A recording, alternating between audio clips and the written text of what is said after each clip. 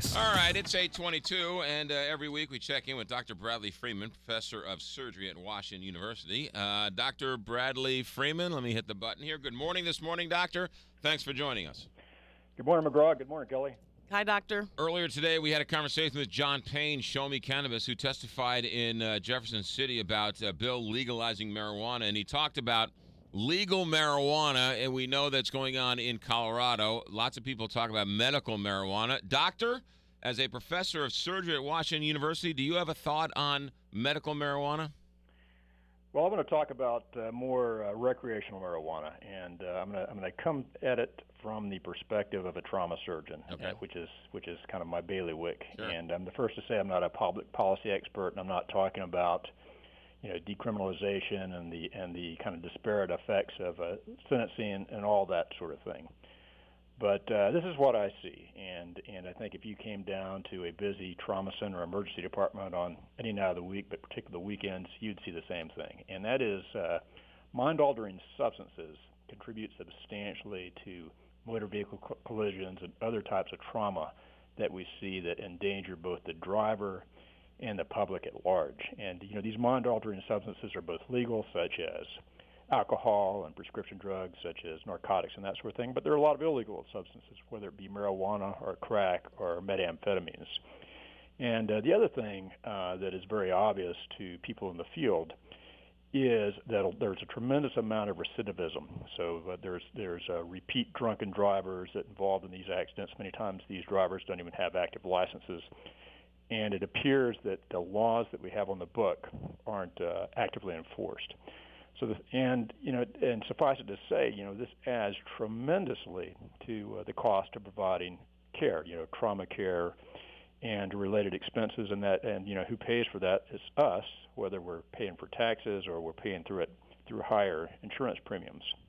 So my concern is when you start talking about should we legalize marijuana with respect to recreational use is, what will happen with respect to people using it irresponsibly, getting behind the wheel of a car, getting behind on a motorcycle, and again, not only endangering themselves, but endangering other people, and again, driving up healthcare costs. And so while I think it is compelling that there's tax benefit, I'm very concerned that tax revenue will not offset the cost that society would bear. And I would say before, Missouri jumps onto this bandwagon, we should be very sure, what the effects of this are in other states. Doctor, I thank you tremendously for sharing your expert opinion from the front lines.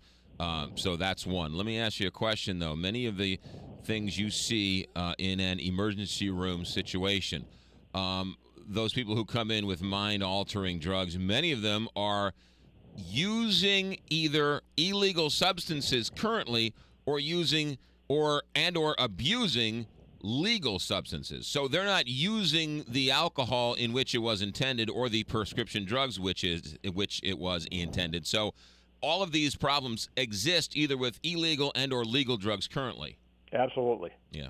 No question. Right. So the question I think the person would ask you who wants to legalize marijuana is, by legalizing marijuana, how many more people will come in abusing marijuana that are already abusing marijuana? I think that's the unknown question, and I would say to the citizens of Missouri who would be, potentially bearing the brunt of this, both financially and with respect to being killed with an impaired driver, is let's see what happens in Colorado. There's no rush to do this, right? And I think that this will play out over time. But I would say the analogy would be the helmet laws, right? We hear about these helmet laws every year. The Freedom Riders want to repeal the helmet laws, and in every state where that's happened, where helmet laws have been repealed, it's been a tremendous drain financially on the healthcare system. And I'm very concerned that this will be the same thing. So I would say let's really acquire the data and make a very informed judgment about the effect of this. Yeah. What's interesting, what I find interesting, sitting from the cheap seats, not being on the front lines, but there is an alderman in St. Peter's who called the police because he wasn't feeling very good. He's suffering from a horrible cancer, and he was arrested for marijuana. And so talk about the government getting involved between your doctor and a prescription drug. The doctor said to him, hey, you know what? Marijuana might help you eat better and might help you stay alive. And yet, we can basically prescribe medical grade heroin for our people, but a doctor can't prescribe medical marijuana for somebody. That doesn't make any sense to me.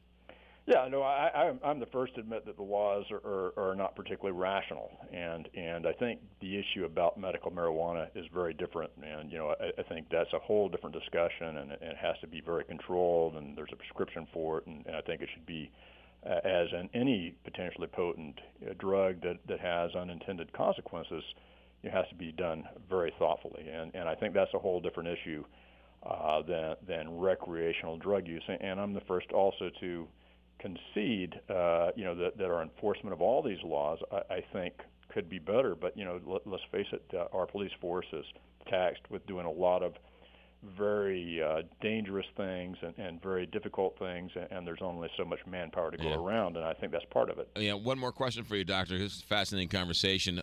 The people would say to you that alcohol makes people violent.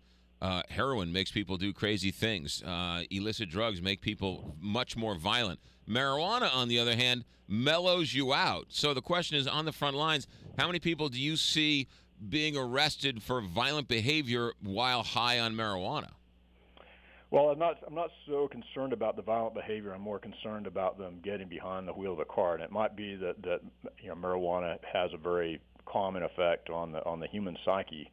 But I will say I would not trust someone to smoke a joint and get behind the wheel of the car, and I think that will be very hard to police because, as I understand the technology at present, and as your Mr. Payne alluded to, you can detect cannabis in the metabolites of cannabis in the system several days after it was ingested. So how in the world are the police officers going to police that?